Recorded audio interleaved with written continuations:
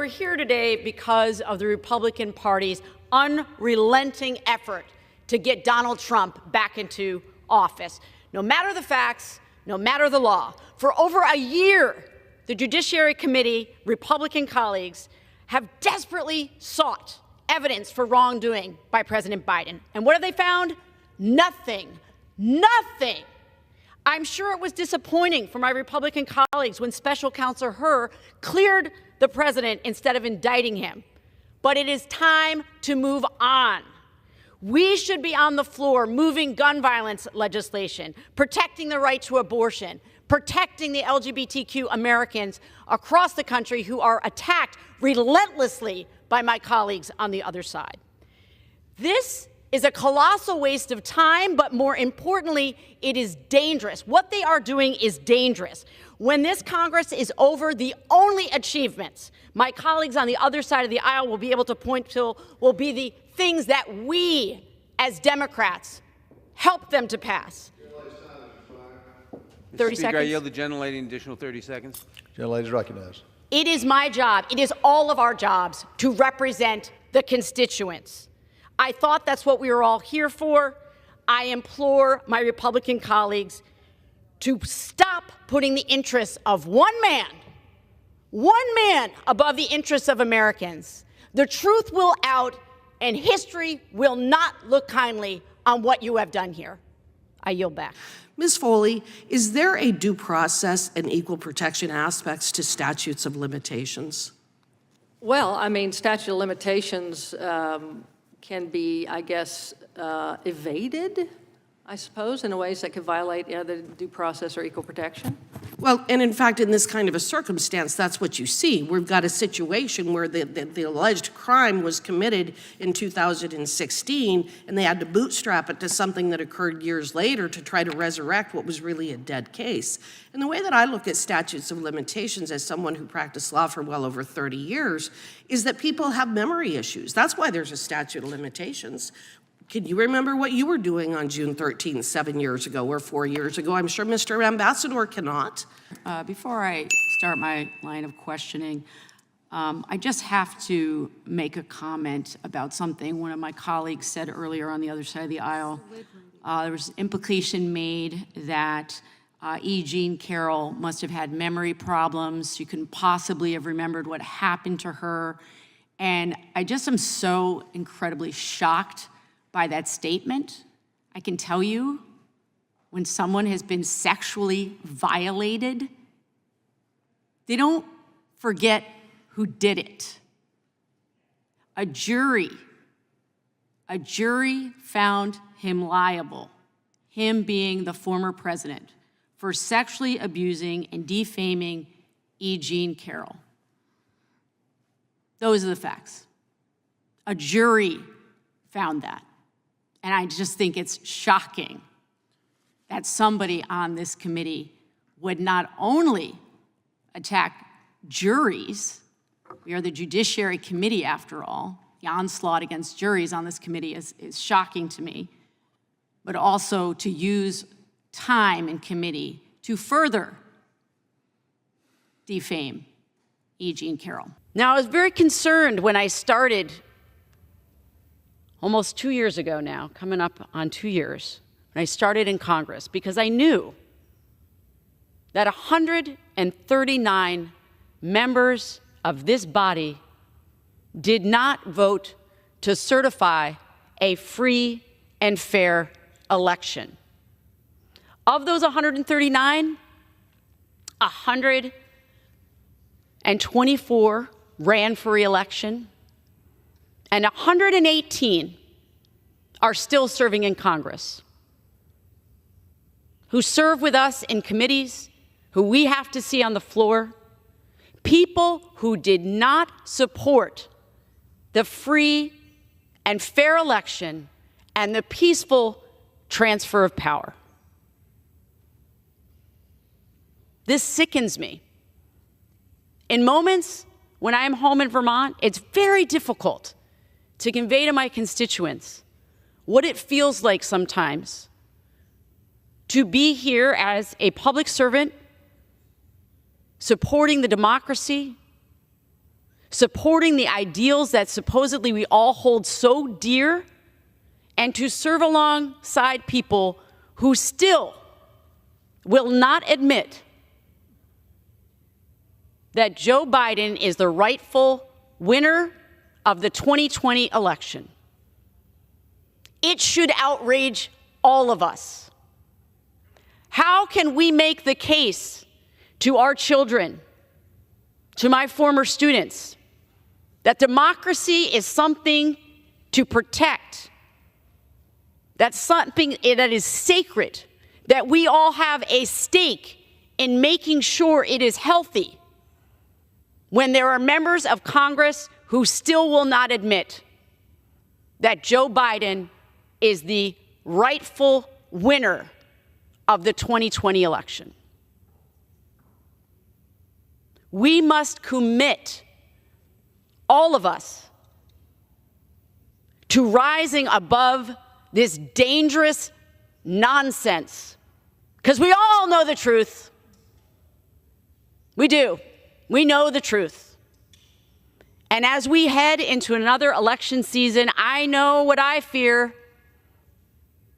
I fear that once again, we will be faced with a critical moment of courage, and that some will fail that test. This is about basic humanity. I can't tell you how many times I have to say this in this Congress. It is about basic humanity. People being able to live their lives and work in peace. In the Supreme Court's Bostock decision, our nation's highest court affirmed that Title VII protects against discrimination based on sexual orientation and gender identity. But we need explicit protections, because so many will still seek to demonize and dehumanize us. And I say us, as I am part of that community. We have to pass the Equality Act to explicitly protect LGBTQ people against discrimination, whether it's in employment, housing, public accommodations, federally funded programs, education, jury selection, credit. I can go on and on and on. People just trying to live their lives as Americans. To the members of my community across this country, I want you to know that you are entitled to dignity and respect at work. You are entitled to dignity and respect everywhere, because you are an American and you are entitled to those things. Although there are many people in Congress who push discriminatory bills and hateful amendments and fear-mongering rhetoric every single day that I am in the Capitol, there are also good people in Congress who are standing up to this hateful rhetoric, and I am one of them. I am one of these people who has to, every single day have to come here and do battle with this. I will not allow our voices to be silenced. I will not allow these attacks to go on unchallenged and to have our rights as Americans taken away. As my colleagues have said, we have this horrible situation in this country, parents, teachers having to see children being killed every day by gun violence. Countries awash in illegal firearms, we've heard that. We have accidental shootings by and of children. We have increasing suicide rates. And of course, mass shootings continue across our nation. And public poll after public poll tells us the same thing. People want us in Congress to do something, to take action. More than half of Americans consistently support stricter gun laws. Listening to some of my colleagues, you'd think that we were on a different planet. Did Jack Smith ask for the job? He did not ask me for the job, no. Did he convey through someone else that he wanted the job? I would be surprised if that were the case, but Well, you don't know? No, I don't know. So he may have? I want to move on to January 6th. Is it accurate to say that the DOJ is on pace to arrest roughly one protester a day in 2024, nearly 3 years after the incident? I don't know what the pace is. The job is to arrest and bring to justice people who are criminally responsible, and as they are found, they will be arrested. Do you believe under the Second Amendment there should be, do you agree, no restriction on the quantity of gun that any law-abiding citizen should own? I'm not talking about types. I can own 5 guns, 500, or 5,000. Do you believe there should be no limitations on quantity of guns? No limitations on what? On the quantity, on number, 500 or 5,000 guns that I can own. On the number of guns that people can purchase? Yeah, for my collection. I don't think there's any statutory. Yeah, so there is no limitation. So you agree with that, right? I just want to start by saying, may the record show that although I'm a Vermonter, I do not partake in cannabis products, but after today's hearing, I could understand why someone might want to actually pop a gummy. So shifting gears here. Part of the Republicans' attempt to absolve former President Trump for his fraud conviction is the claim that former Justice Department official Matthew Colangelo was somehow dispatched to the Manhattan District Attorney's Office to prosecute Trump. And one of my colleagues touched on this briefly, but I want to circle back around. I've heard my colleagues say in this hearing and others that because Mr. Colangelo took a job with the Manhattan DA after working at DOJ, and in that their eyes this was a pay reduction or career step down, that the only conclusion would be that he changed jobs to get Mr. Trump. People on this committee have asked the Attorney General specifically, how is it that a man, Matthew Colangelo, takes a pay cut and takes a cut in just, what is it is he doing for a living as far as prestige to go and join that case? This part of the theory is very revealing to me. It suggests that a person could never change jobs based on anything other than money or prestige. It seems that some of my colleagues have forgotten that public servants may take other things into account when navigating their career. Ambassador Eisen, thank you so much for being here. And the other witnesses, I should have said at the top, thank you for your time. Are you aware of any evidence that Mr. Colangelo was a mole dispatched by General Garland to the Manhattan DA's office? No, there's none. The Attorney General has definitively debunked this conspiracy theory with his detailed letter that he sent to the committee.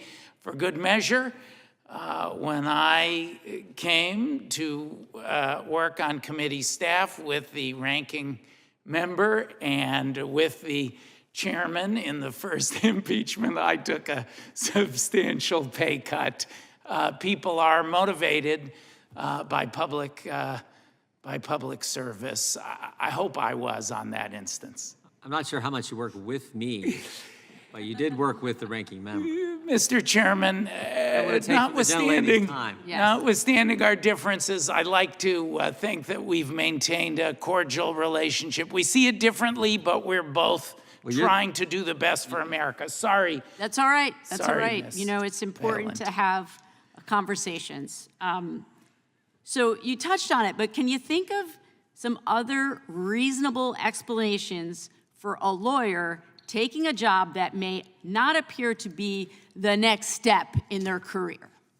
Mr. Colangelo has a long record of public service, including in the nonprofit sector. He had previously worked with Mr. Bragg in the AG's office.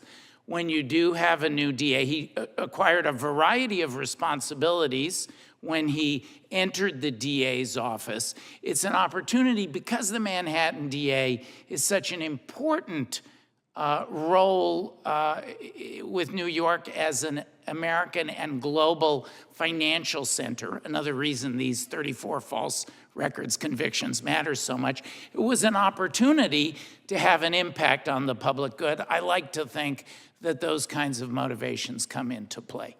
And I think one of the challenges for my constituents home watching the work that we do here, watching the news, they all tell me they're exhausted. They don't want to watch anymore. They don't want to watch the news. They don't want to actually know what we're doing here anymore because it feels like every single time they turn on the news, there is another bit of misinformation, another conspiracy theory, another nesting doll, as it were. And it makes it very difficult to find a way to cut through. And so, once again, there is no evidence of collusion involving Mr. Colangelo. Is that right? Mr. Eisen, is there any evidence? I hold an empty bottle. There's the same amount of evidence. None. I appreciate it. Thank you for your time. I yield back. I'd like to yield to the gentlewoman from Vermont, Congresswoman Balint. Thank you so much, Congresswoman Ramirez. It is an honor to serve with you and to speak here tonight about an issue that is incredibly important to me, and that is the health and strength of the democracy. When I ran for Congress, the issue I heard the most about was just that, the health and the strength of the democracy. Yes, of course, Vermonters cared about particular issues to our district, housing, workforce crisis, the mental health crisis, all of these things, but they said more than anything, I'm worried about the health of the democracy. And I came to the job having come up through the Vermont State Senate, and before that I was a teacher and tried to instill in my students the importance of being involved in the democracy to keep replenishing it with the energy and the attention it requires. And what I've noticed over the last few years, there is indeed a cynicism creeping in, as my colleague mentioned earlier. And cynicism has a corrosive effect, not just on the democracy, but on our own health and stability and the health of our communities. But it is, in fact, the voice of the status quo. It is about convincing people that you can't actually make change, so why even try? That it's futile. And the stakes are so incredibly high. I will tell you, my family knows firsthand that democracies don't fail overnight.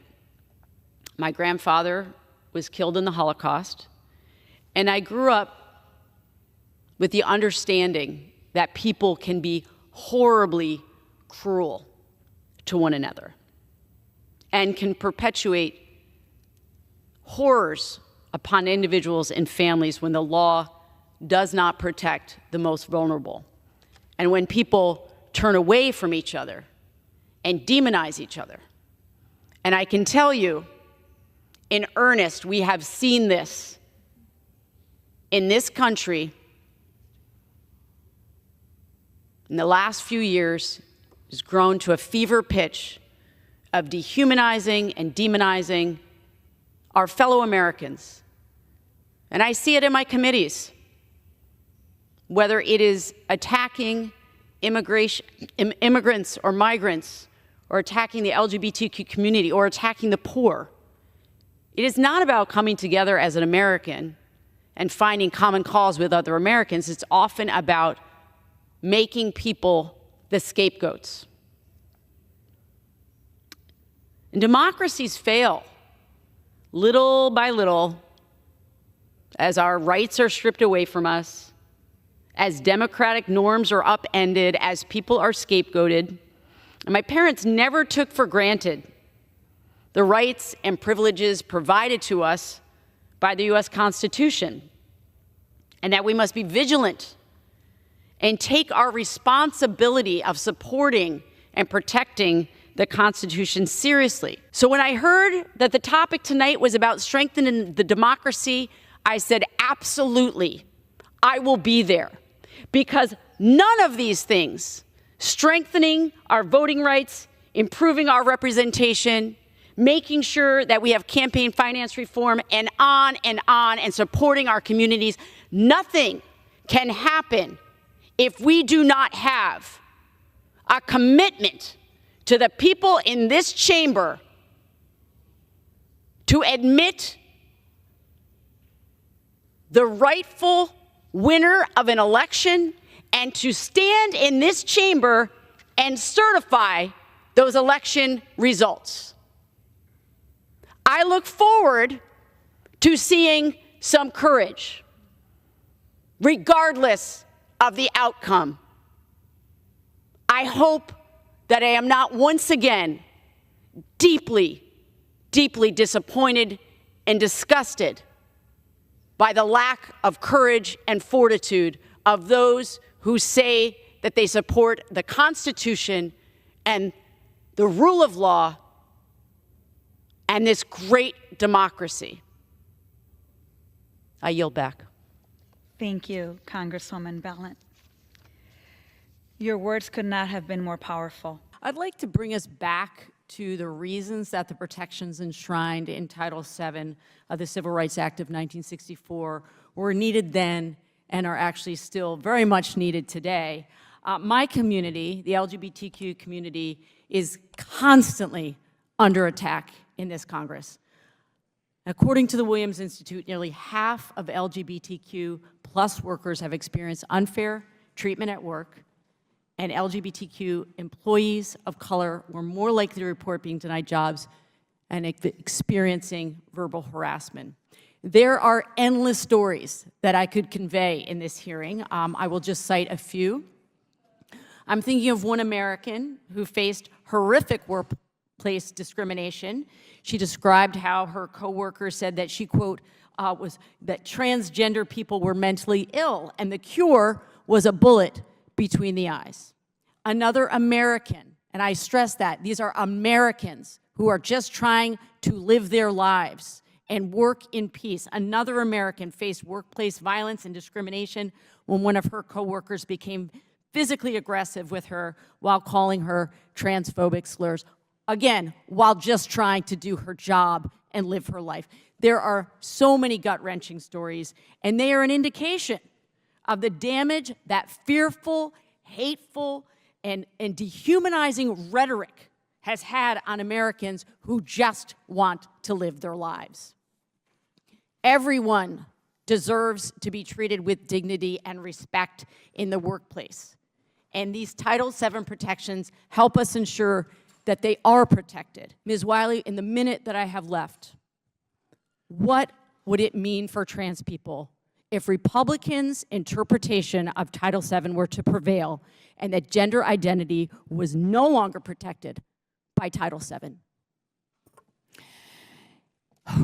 It would mean not only the loss of dignity, not only the loss of jobs, not only the loss of the ability to really be able to ensure that you can take care of yourself and your family fairly and with equal opportunity to work, it would increase danger and physical safety. We saw that in the 11th Circuit case with Tyler Copeland, transgender man, endangered because his own supervisees were harassing and abusing him because he was transgender in front of inmates. That is actually an unsafe condition. And the same in terms of sexual violence, murder. You know, we're essentially giving permission to hate, bias, and violence, and we should not tolerate it, and we stand with you. Thank you, Ms. Wiley. In closing, I know I'm over, Mr. Chair. I just want to say there are a few, I believe, true believers who spew this hateful indignities towards people in my community, and there are a lot of enablers who go along to get along, and what they're doing is demonizing and dehumanizing their fellow Americans. I yield back. Thank you, Director, for being here. I know it's been a long day. Thank you for your time. So as I sit here, I'm really struck by what I feel we should be talking about here is that we have a fairly simple mandate from the American people, which is to do all we can to stop gun violence. The majority is not even approaching or discussing new public protections or stricter gun laws. And the ATF doesn't have the resources to inspect firearms dealers as directed by Congress. Right now, over 2,000 firearms dealers have not undergone any inspection in over 10 years. There are laws already on the books to help us stem the tide of this violence, but they aren't being enforced because oftentimes Republicans won't give them the money to do so. Now, Director, I appreciate very much that you're here today. I'd like to talk a little bit more specifically about the work that ATF does. You got a big job. How does your agency carry out its mission with just over 5,000 employees? It's very difficult. It's shockingly low, given but the your way charge. Look, the way we do it is we have an incredible workforce. I mean, the career people, I'm the only political appointee at ATF. Not a single Schedule C person, just me. The people who are the career people get the credit here. These are agents, these are investigators, lab technicians, analysts, staff. They do incredible, dangerous work every day. And the only way to make any progress on this is partnership with our state and local partners, which we're better than anybody else with respect to others at. And number two, being smart about how we use the intelligence that we provide to identify the worst of the worst, to make sure that we are actually taking steps to do two things. Number one, identify the worst of the worst, the trigger pullers and the shooters, and get them out of the community, put them where they belong, incarcerated, bluntly, and also, at the same time, to do something to enforce the existing laws to cut off the supply of guns to those same people. It is far too easy for killers, felons, gang members, rapists, domestic violence people to get firearms, even though the law and everybody agrees they shouldn't have them. So you have to do both of those two things. It's a two-part strategy. And there are people who only want me to do one, and there are other people who only want me to do the other one. And the fact of the matter is, you're not going to make progress unless you have a reasonable approach on both. So to follow up on that, how do you go about making those decisions about priorities? And are there functions that you unfortunately have to deprioritize due to the resource constraints that you have? And what are those? So you make the decisions based on data, as best the data that you can find in real time. It's not always perfect. And there are areas of this country where I wish that we would have more agents. The New York City is an example. So in New York City Police Department is 36,000 strong. I have about 30 people in New York City. It is absolutely, and we punch way above our weight, and that's the case everywhere. So we are making decisions about where the crime threat is. When I make an investment on the southwest border, as we have, not I, we have, at ATF, that means at ATF that we can't start up a whole new division. That means we're pulling agents from some other place that we really care about. So we are constantly struggling to balance resources in the best way we can to face a lot of threats. And Director, I'm just about out of time, but I think it's clear that without substantial funding, we are not going to improve our statistics on gun violence, and we're not going to improve our public safety outcomes. We should be putting the money to work to help protect our kids. I say that as a member of Congress. I also say that as a former teacher and of a parent of 2 teenagers. We have to do something about this and not just talk about it. Thank you. It is maddening to witness so many of my colleagues seeming to care more about propping up and protecting a convicted felon than protecting the rule of law.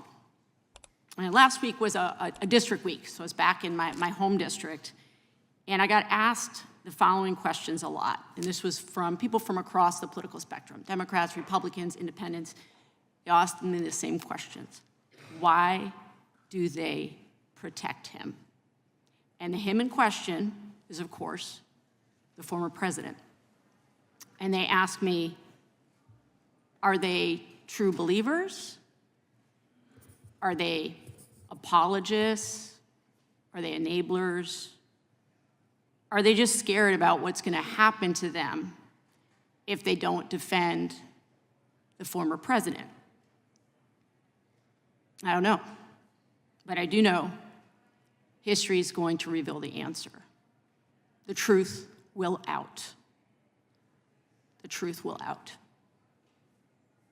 Now, I'd like to leave the land of make-believe and talk about something that really matters to my people back home, which is the fact that we have a crushing housing crisis in Vermont right now. And the last time you sat before this committee, less than a year ago, I applauded your remarks on DOJ's increased enforcement against corporate crime, and in particular, DOJ's actions to take on corporate consolidation, price fixing, collusion.